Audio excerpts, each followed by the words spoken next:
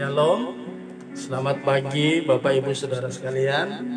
Selamat berjumpa kembali dengan program Renungan SOS. Puji Tuhan, mengawali renungan ini kita satu di dalam doa. Bapa di surga, Bapa yang kami sembah dalam nama Yesus, terima kasih Tuhan. Kalau pagi yang indah ini kembali kami boleh datang kepadamu, kami mengucap syukur Tuhan, karena anugerah-Mu yang kami boleh alami di sepanjang malam yang berjalan. Kami Engkau berikan petiduran yang nyenyak. Terlebih pagi yang indah ini Engkau sudah bangunkan kami dengan roh, jiwa, tubuh yang diberkati daripada-Mu. Terima kasih Bapa. Mengawali renungan ini kami mohon Roh Kudus menolong kami, baik hamba-Mu yang akan menyampaikan renungan maupun kami yang mendengarnya. Terima kasih Bapa. Dalam nama Yesus kami sudah berdoa dan mengucap syukur kepadamu. Haleluya. Amin. Puji Tuhan. Bapak Ibu Saudara sekalian, kita akan melanjutkan renungan kita masih di kitab Ayub pasal yang pertama. Sekarang kita akan masuk pada ayat yang ke-11. Dengan subtemanya adalah malapetaka yang menimpa Ayub, ya. Saya bacakan ayat yang ke-11, demikian bunyi firman Tuhan. Bukankah engkau, maaf itu ayat 10, tetapi ulurkanlah tanganmu dan jamalah segala yang dipunyainya. Ia pasti mengutuki engkau di hadapanmu. Nah, saudaraku yang kekasih, di ayat 10 kemarin kita sudah baca, yaitu bagaimana Tuhan memberkati Ayub, ya. Di mana ayat 10 kemarin 5 pernyataan iblis terhadap Tuhan, yaitu Ayub benar-benar orang yang takut akan Tuhan, ya. Kemudian Ayub dipagari atau dilindungi oleh Tuhan. Selain itu, semua kekayaan Ayub dilindungi oleh Tuhan, ya. Kemudian pekerjaan Ayub diberkati oleh Tuhan. Yang kelima, Tuhan membuat Ayub sangat kaya. Itu pernyataan iblis terhadap Tuhan, ya. Yang kemarin yang kita sudah pelajari atau kita renungkan. Pagi yang indah ini, iblis meneruskan, ya. Iblis menantang Tuhan, ya. Malapetaka yang menimpa Ayub ini, ya. Kita akan lihat beberapa hal. Iblis sekarang menantang Tuhan, ya. Tetapi ulurkanlah tanganmu dan jamahlah segala yang dipunyainya, ya. Ia pasti mengutuki engkau di hadapan. Bayangin, coba saudara perhatikan bahasanya iblis, ya. Tetapi ulurkanlah tanganmu. Dasar iblis. Dia tantang Tuhan. Tetapi ulurkanlah tanganmu, ya. Tuhan kita itu Tuhan yang baik, saudaraku, ya. Bahkan di Mazmur 23 Daud berkata, Tuhan adalah gembalaku. Dia gembala yang baik, ya, bukan gembala yang jahat. Nah, iblis membangkitkan emosi Tuhan. Dia nggak tahu, ya. Dia nggak tahu Tuhan itu maha tahu. Dia tantang Tuhan, ya. Tetapi ulurkanlah tanganmu dan jamalah segala yang dipunyainya. Ia pasti mengutuki engkau. Ini bahasanya, ini bahasa, ya, yang cukup ekstrim, ya. Dia tantang Tuhan berbuat kejahatan terhadap Ayub. Dia melakukan, coba, ya, berikan dia satu malapetaka yang menimpa dirinya. Aku pengen tahu kalau dia nggak, ya, di sini katakan, tetapi ulurkanlah tanganmu dan jamalah segala dipunyainya. Ia pasti mengutuki engkau. Nah, Tuhan yang maha tahu, Tuhan balikin sekarang, ya, ya. Tuhan balikin. Tapi sebelumnya kita melihat di sini. Tetapi ulurkanlah tanganmu, jamalah segala yang dipunyai, ia pasti mengutuki engkau di hadapanmu. Saudaraku, jangan salah, ya. Jika kehidupan kita tetap dilindungi Tuhan, ya, iblis tidak kalah. Dia pengen mencari cara, ya, bagaimana caranya, ya, supaya kita mengalami persoalan atau masalah, ya. Dalam hal ini Ayub ditimpa dengan malapetaka, ya. Di sini menunjukkan kepada kita, saudaraku, walaupun kita dilindungi Tuhan, bukan berarti, ya, pencobaan itu tidak akan datang, ya. Tapi pencobaan yang datang itu bukan dari Tuhan, ya. Mari kita buka di dalam Yakobus 1 ayat 13 ya. Iblis menantang Tuhan. Coba ulurkan tanganmu ya, dan lakukan malapetaka. Dia pasti mengutuki engkau. Ya. Iblis menantang Allah. Ya. Jadi kita lihat, walaupun kita dilindungi Tuhan, kita harus berhati-hati, kita harus dekat dengan Tuhan. Ya. Dan kalau kita misalnya ketimpa masalah, itu bukan dari Tuhan datangnya. Yakobus 1 ayat 13. Apabila seorang dicobai, janganlah ia berkata pencobaan ini datang dari Allah. Sebab Allah tidak dapat dicobai ya. Allah nggak bisa ditantang, saudara. Allah tahu kalau siapa menantang Allah. Allah tahu apa motivasinya ya. Begitu kalau Allah menuruti, wah berarti terkecoh Tuhan. Berarti bukan Tuhan lagi, tidak maha tahu dia ya. Nah kalau kita terima masalah, menghadapi masalah ya, ditimpa masalah, apabila seorang dicobai, janganlah ia berkata pencobaan ini datang dari Allah. Sebab Allah tidak dapat dicobai oleh yang jahat, dan ia sendiri tidak mencobai siapapun. Saudaraku, walaupun kita dalam perlindungan Tuhan, ya, diberkati Tuhan, ingat kita harus tetap mengandalkan Tuhan. Kalau kita mengandalkan Tuhan, segala sesuatu tetap Tuhan lindungi kita. Nah, kita balik lagi, kita lihat satu referensi lagi, yaitu yang terdapat di dalam Ayub 23 ayat yang ke-10 ya. Kita tetap ada dalam perlindungan Tuhan ya. Ayub 23 ayat yang ke-10, di situ dikatakan ya, Ayub 23 ayat yang ke-10. Kita akan lihat ayat referensinya. Karena ia tahu jalan hidupku. Ya, kita lihat imannya Ayub ya. Karena ia tahu jalan hidupku. Seandainya ia menguji aku akan timbul seperti emas. Ayub 23 ini menceritakan tentang kondisi Ayub yang sudah ditimpa malapetaka. Kalau orang Jakarta bilang dia sudah babak belur menghadapi malapetaka. Toh dia katakan ia tahu segala jalan hidupku. Apabila ia menguji aku, bayangin, dia tidak mengatakan penderitaan datang dari Tuhan, tapi Tuhan mengizinkan penderitaan malapetaka yang dialami itu bukan dari Tuhan. Ya. Ia tahu jalan hidupku. Apabila ia menguji aku akan keluar seperti emas. Saudaraku, kita dalam tangan Tuhan, dalam perlindungan Tuhan. Jangan dipikir kita tidak akan mendapatkan masalah ya. Ada aja masalah, dan masalah persoalan pencobaan itu bukan datang dari Tuhan. Tuhan itu tidak pernah melakukan yang jahat, sebab Dia baik adanya. Makanya kita harus tetap mengandalkan Tuhan. Dan kalau kita mendapat malapetaka, persoalan, masalah, pencobaan, ya, mari kita mempunyai sikap seperti Ayub, sikap iman yang terpuji, ya. Apabila kita tertimpa masalah, mari kita katakan, Tuhan sedang menguji aku dan aku akan keluar seperti emas. Amin, saudaraku. Ini merupakan iman orang percaya yang dewasa rohani, ya. Nah, kita lihat dari pencobaan itu tidak pernah datang dari Tuhan. Apapun pencobaan yang kita alami, apapun masalah yang kita alami, pencobaan itu selalu datangnya dari iblis. Sebab iblis dalang utama semua pencobaan yang ada di dalam dunia ini. Haleluya. Kita maju ayat yang ke-12 ya. Nah, Tuhan ditantang sama iblis.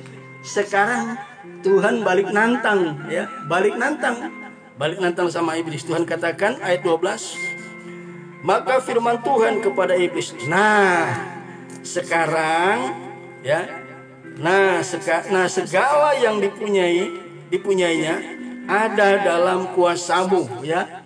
Sebab tadi di ayat 11 dibilang, tetapi ulurkanlah tanganmu, jamalah segala yang dipunyainya ya. Segala yang dipunyai, dia pasti mengutuki engkau.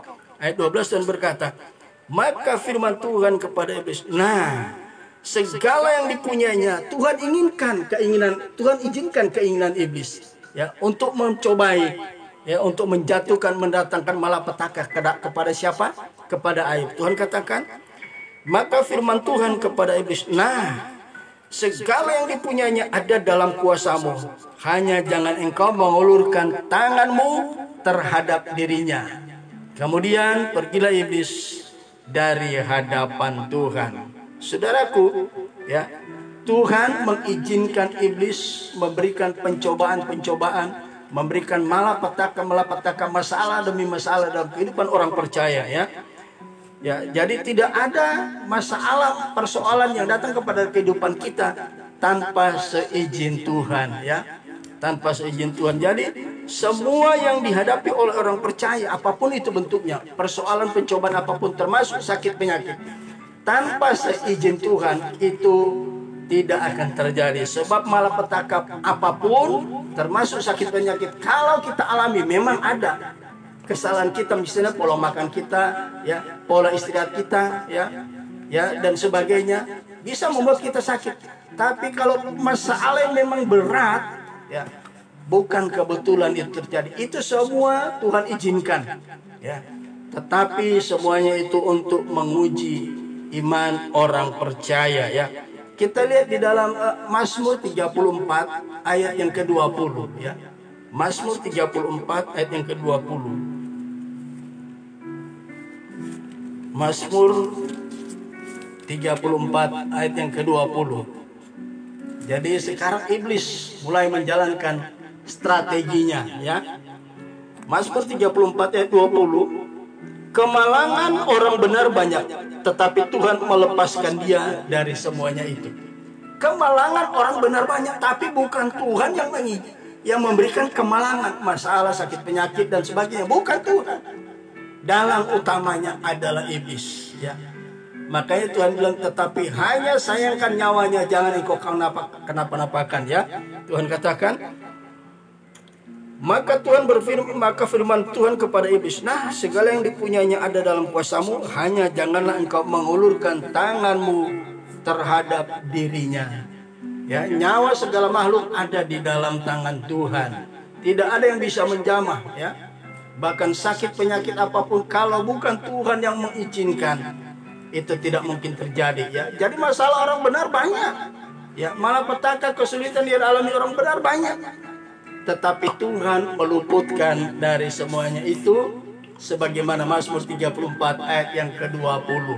Ya, Mazmur 34 tadi ayat 18 kita lihat bagaimana cara Tuhan memberikan jalan keluar bagi orang yang mengalami malapetaka, ya. Saya baca lagi ayat 20. Kemalangan orang benar banyak, ya, tetapi Tuhan melepaskan dia dari semuanya itu. Bagaimana caranya? Kita mundur 2 ayat. Ya, ayat 18 berkata apa? Apabila orang-orang benar itu berseru-seru, maka Tuhan mendengar dan melepaskan mereka dari segala kesesakan, segala malapetaka, ya. Makanya kalau ada masalah, itu bukan dari Tuhan, dari iblis. Dan kalau kita mau keluar dari itu, Tuhan katakan dia akan melepaskan tujuannya. Mari kita berseru-seru kepada Tuhan. Amin, saudaraku. Kita datang kepada Tuhan, berdoa kepada Tuhan. Ya, biar Tuhan yang memberikan kita jalan keluar. Puji Tuhan. Sekarang kita lihat ayat yang ke-13, ya. Ayat 13 sampai ayat yang ke-19, ya. Ayat 13, demikian bunyi firman Tuhan, ya. Ayat 13 sampai yang ke-19 demikian kita baca, ya. Malapetaka yang menimpa Ayub, ya. Pada suatu hari ketika anak-anak lelaki dan yang perempuan makan dan minum anggur di rumah saudara mereka yang sulung, datanglah seorang pesuruh kepada Ayub. Ya, saya baca lagi. Pada suatu hari ketika anak-anaknya yang laki-laki dan yang perempuan makan dan minum anggur di rumah saudara mereka yang sulung, datanglah seorang pesuruh kepada Ayub dan berkata, sedang lembu sapi membajak, keledai-keledai betina makan rumput di sebelahnya. Datanglah orang-orang Sheba menyerang dan merampas serta memukul penjaga dengan mata pedang. Hanya aku sendiri yang luput sehingga dapat memberitahukan hal ini kepada Tuhan. Ayat 16. Sementara orang itu berbicara, datanglah orang lain dan berkata, api menyambar dari langit dan membakar serta memakan habis kambing domba dan penjaga-penjaga. Hanya aku sendiri yang luput sehingga dapat memberitahukan hal itu kepada Tuhan. Ayat 17. Sementara orang itu berbicara, datanglah orang lain dan berkata, orang Kasdim membentuk 3 pasukan, lalu menyerbu unta-unta, merampasnya serta memukul penjaga-penjaganya dengan mata pedang. Hanya aku sendiri yang luput sehingga dapat memberitahukan hal itu kepada Tuhan. Sementara orang itu berbicara, datanglah orang lain dan berkata, anak-anak Tuhan yang lelaki dan yang perempuan sedang makan dan minum anggur di rumah saudara mereka yang sulung. Maka tiba-tiba angin ribut bertiup dari seberang padang gurun. Rumah itu dilandanya pada keempat penjurunya dan roboh menimpa orang-orang muda itu sehingga mereka mati. Hanya aku sendiri yang luput sehingga dapat memberitahukan hal itu kepada Tuhan.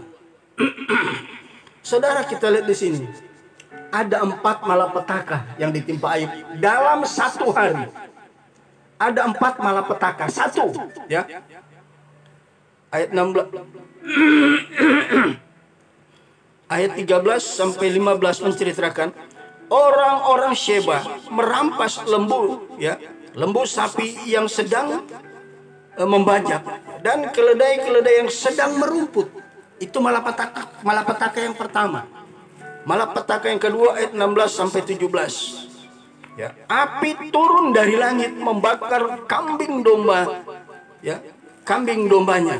Ya, api turun dari langit. Pertama orang-orang Sheba ya, merampas lembu sapi yang sedang membajak dan keledai-keledai yang sedang merumput, makan rumput ya, cuma bersebelahan. Orang Sheba merampas, kemudian api turun dari langit ya. Saudara lihat. Yang ketiga, orang ayat 17, orang Kasdim merampas unta-untanya ya. Orang Kasdim datang ya, membentuk 3 pasukan, merampas unta-unta Ayub ya. Kemudian ayat 18 dan 19, angin ribut dari seberang padang gurun melanda rumah tempat anak-anak Ayub yang sedang berpesta, dan robohlah rumah itu dan menimpa anak-anak Ayub sehingga matilah ke-10 orang anaknya. Saudara, kita lihat di sini 4 malapetaka ini terjadi dalam 1 hari. Semua kekayaannya dan 10 anaknya mati binasa. Tidak ada satupun yang selamat. Penjaga-penjaga cuma 1 diizinkan selamat supaya bisa melaporkan kepada Ayub. Kita lihat, saudaraku yang kekasih, luar biasa malapetaka yang didatangkan ya oleh iblis ya. Iblis itu dalang utama, saudaraku. Ya, sebagai orang percaya kita harus sadar, kehidupan kita ini ada banyak ya yang diincar oleh kuasa kegelapan ya. Malapetaka itu luar biasa. Kekayaannya dalam 1 hari habis lenyap. 10 anaknya mati. Ini istilah bahasa Ibrani, peribahasa. Sudah jatuh ketimpa tangga. Kekayaannya habis. Anaknya 10 meninggal. Saudaraku, bagi kita sebagai orang percaya, apapun masalah yang kita hadapi ya, jangan sampai membuat kita goyah, apalagi kita meninggalkan Tuhan ya. Biar kita selalu tetap kuat di dalam Tuhan. Iblis tidak senang dengan orang yang begitu saleh seperti Ayub, begitu jujur seperti Ayub ya, begitu takut akan Tuhan dan menjauhi kejahatan. Kalau kita hidup seperti Ayub, tidak sedikit tantangan, dan kita harus siap. Apapun malapetaka yang akan datang, siap apapun yang akan menimpa kehidupan kita, kita harus tetap mengandalkan Tuhan. Jangan sampai kita jatuh ke dalam pencobaan. Artinya jangan sampai malapetaka itu membuat kita tidak lagi mempercayai Tuhan. Kita mengalami duka cita yang luar biasa.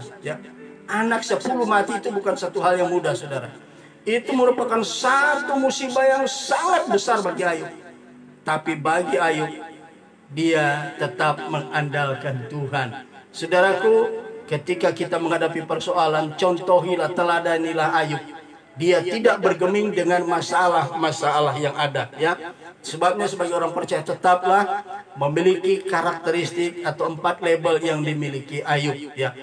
Kalau kita memiliki keempat hal itu, kita berusaha, maka Yesus teladan utama kita. Dia akan menolong kita melalui Roh Kudus-Nya yang ada di dalam kehidupan kita. Jadi saudaraku, iblis mampu melakukan hal-hal yang luar biasa. Sampai dia bisa menurunkan angin atau api dari langit. Dia bisa membuat angin puting beliung bertiup dari seberang, menghajar, menimpa rumah di mana ke-10 anak Ayub sedang berpesta, makan minum anggur. Saudaraku yang kekasih, iblis di hari-hari ini juga sedang giat-giatnya menjatuhkan orang percaya. Sebab di mana-mana sekarang sedang terjadi kegerakan Roh Kudus. Ada banyak orang-orang bertobat tanpa penginjilan daripada gereja Tuhan. Saudara, di daerah Timur Tengah, ada banyak orang-orang datang kepada Tuhan. Baptisan ada sampai ratusan orang sekali dibaptis. Ini merupakan kegerakan dari Roh Kudus. Ada saudara-saudara kita dari seberang bisa percaya Tuhan. Mereka ketemu langsung dengan Tuhan, bicara Roh Kudus, bicara di hati mereka. Tapi kita ingat, jangan lupa, kita harus tetap mengandalkan Tuhan. Kegerakan Roh Allah juga bekerja luar biasa, untuk mengimbangi bagaimana iblis mencoba membuat orang percaya itu gugur dari iman. Saudara pikir, kalau seperti apa yang dialami Ayub, mungkin dia akan gugur dari iman, dia bimbang dan segala macam. Tapi hal itu tidak terjadi.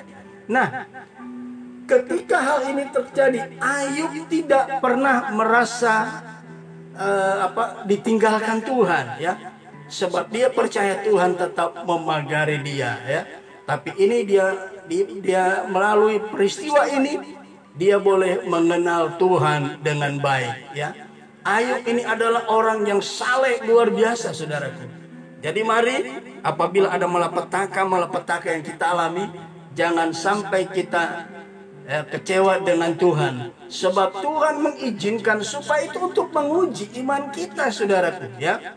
Kalau tidak ada persoalan, masalah, bencana, masalah yang kita alami, mungkin iman kita akan tetap biasa-biasa. Tetapi iman kita akan menjadi luar biasa apabila ada masalah demi masalah mendatangi kehidupan kita. Nah, saudaraku, Ayub sangat menderita luar biasa. Itu sebabnya kitab Ayub dimuat di dalam Alkitab, masuk dalam kanon Alkitab, supaya apabila orang percaya mengalami masalah persoalan yang berat, mari kita berkaca, apakah kita sudah sebanding dengan Ayub? Apalagi kalau kita mau bandingkan dengan Yesus, sampai nyawanya sekalipun dia berikan. Jadi mari, sebelum kita berkaca kepada Yesus, kita lihat Ayub.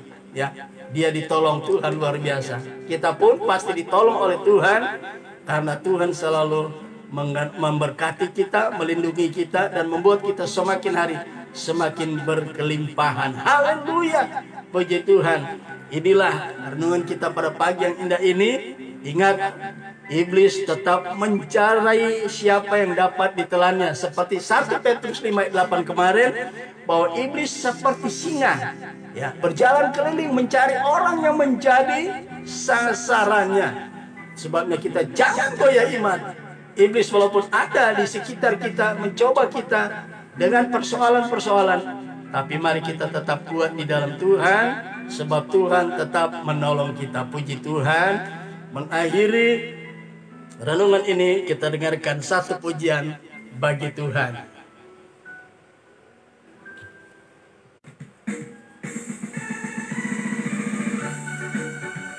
Haleluya, haleluya.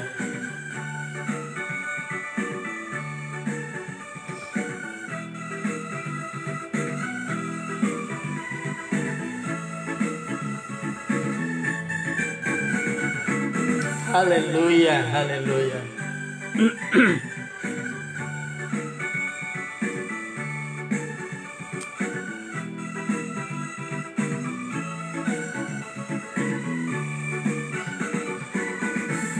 Begitu besar kasih Allah pada kita, diberkatilah anak cucu kita di mana-mana. Tuhan mengubah miskin dan menjadikan kaya. Dia merendahkan dan meninggikan juga. Berbahagialah bagi orang yang percaya. Anak cucunya pasti tidak akan meminta-minta, karena Allah menggenapi firman-Nya. Tiada yang mustahil bagi orang percaya. Haleluya, haleluya. Saudaraku, kita sudah lihat tadi dalam renungan kita, ya, Ayub mengalami musibah yang luar biasa. Dalam satu hari kekayaannya lenyap. Anaknya 10 orang mati ditimpa oleh rubah. Tempat di mana mereka berpesta pora, mereka makan minum anggur, ya, dirobohkan oleh angin ribut dari seberang padang gurun. Itu semua pekerjaan iblis. Haleluya. Begitu besar kasih Allah pada kita, diberkatilah anak cucu kita di mana-mana. Tuhan mengubah miskin dan menjadikan kaya. Dia merendahkan dan meninggikan juga. Berbahagialah bagi orang yang percaya. Anak cucunya pasti tidak akan meminta-minta, karena Allah menggenapi firman-Nya. Tiada yang mustahil bagi orang percaya. Berbahagialah bagi orang yang percaya. Anak cucunya pasti tidak akan meminta-minta, karena Allah menggenapi firman-Nya. Tiada yang mustahil bagi orang percaya. Tiada yang mustahil bagi orang percaya. Haleluya, haleluya. Puji Tuhan, kita satu di dalam doa. Bapa di surga, Bapa yang kami sembah dalam nama Yesus, terima kasih Tuhan. Kami sudah diberkati oleh renungan firman-Mu, bahwa hidup kami betul kami ada dalam perlindungan Tuhan. Kami diberkati Tuhan, tapi iblis tidak senang dengan keberadaan kami, dengan segala keberhasilan yang Tuhan izinkan kami alami. Bahkan iblis mencari cara memberikan malapetaka persoalan masalah demi masalah, agar supaya kami gugur dari iman, kami goyah. Tapi kami percaya Roh Kudus yang ada di dalam kami, yang mampu menolong kami, melindungi kami, bahkan melepaskan kami dari segala jerat-jerat kuasa kegelapan, persoalan masalah sakit penyakit. Kami percaya Tuhan memberikan kami kelepasan. Terima kasih Bapa, terima kasih Tuhan. Inilah Tuhan yang menjadi doa kami. Yang kami sudah alaskan di dalam nama Yesus Tuhan dan Raja kami. Haleluya, haleluya. Amin. Puji Tuhan. Tuhan Yesus memberkati kita sekalian. Sampai ketemu besok pagi. Shalom.